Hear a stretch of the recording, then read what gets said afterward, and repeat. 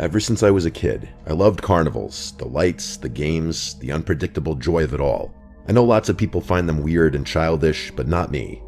Growing up in a small town in Indiana, it's not like there was a whole bunch to do, so whenever the carnivals would roll through town, you best believe I was spending as much time there as I possibly could.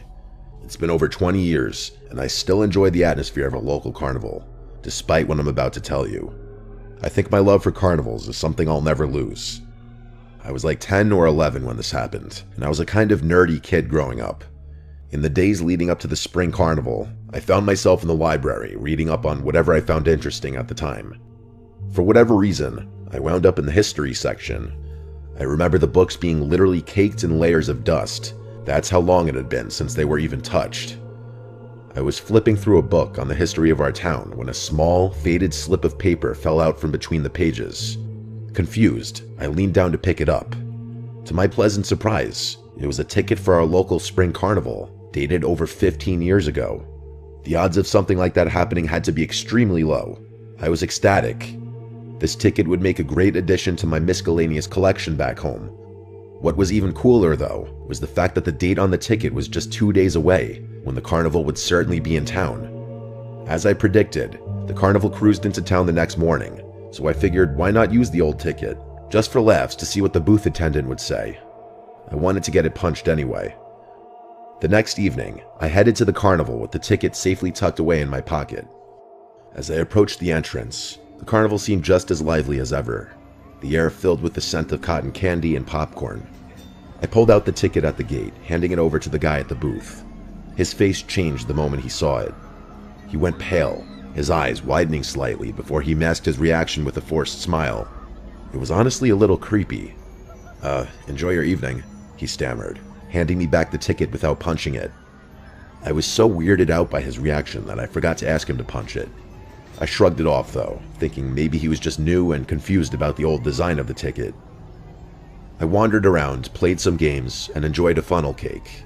The night was perfect, but I couldn't shake the feeling that something was off. I felt eyes on me, observing. Maybe it was just paranoia. I tried to ignore it at first, but I kept noticing the carnival employees giving me weird looks. After a while, I got fed up and decided to ask one of the older game operators about it. I found a kind-looking elderly man running the ring toss booth. I showed him the ticket, and unlike the booth guy, he didn't even try to hide his shock. He glanced around nervously before leaning closer. "Young man, where did you get this?" he asked.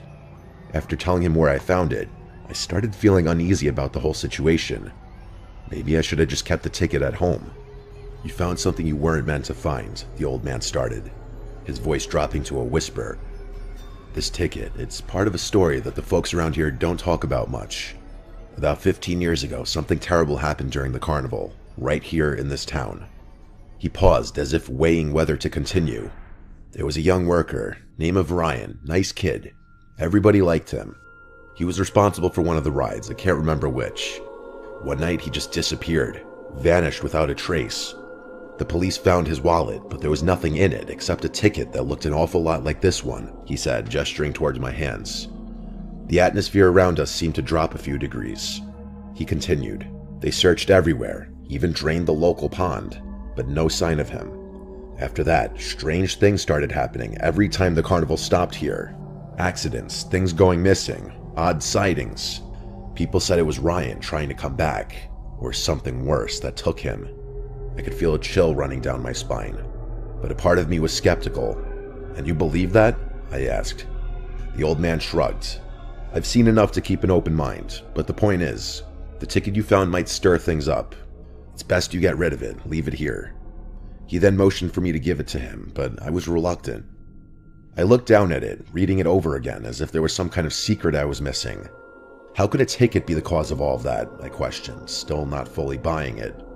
The look in his eye got darker. His tone switched, almost as if he were angry.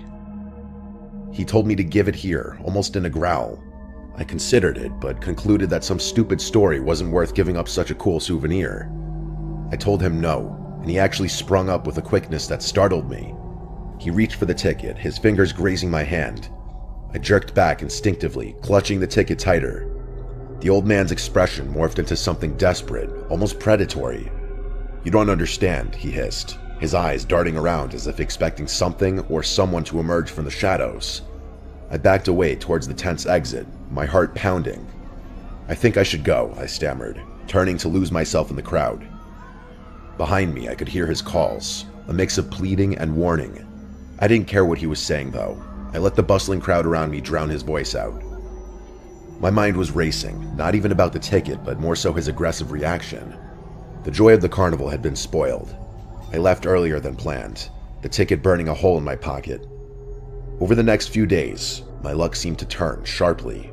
I missed catching the school bus, scraped my knee pretty bad in a bike accident, and worst of all, my best friend accused me of stealing his favorite baseball card, something I would never do. Things got worse than that, though. I remember coming home one night to my mother in tears after losing her job. My brother broke his leg skateboarding the next week, and our beloved family pet, Bean, also passed away a few days after that. It was like a dark cloud had settled over me since that night at the carnival. I couldn't help but remember the old man's warning about the ticket stirring things up. It seemed ridiculous, but then again, so was the string of bad luck that followed me. My dad laughed when I told him about my theory. He told me that there was no such thing as ghosts, and that I shouldn't be so superstitious. One rainy afternoon after school, after a particularly tough day where I had forgotten my lunch and had to go hungry, I pulled the ticket out. I stared at it, this small piece of paper that had brought nothing but trouble. Feeling a mix of anger and fear, I decided I had had enough. I grabbed my raincoat and boots and trudged out to the creek that ran behind our house. My heart felt like it was pounding out of my chest as the rain soaked through my hair. Standing at the creek's edge, I took one last look at the ticket before tearing it into tiny pieces and watching them get swept up by the current. It's just a piece of paper, I thought.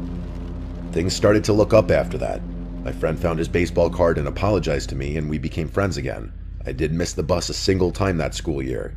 My mom got a better job in the next couple of days. Whether it was all a coincidence or that ticket really was cursed, I couldn't say. But one thing was for sure, I learned to be more careful about what I picked up and brought home. I don't believe in the supernatural, even after all this stuff happened to me. My parents like telling me that I imagined everything because I was so young. It's still hard to fully explain it, but I've long since accepted it as one of those weird coincidences that you just can't explain.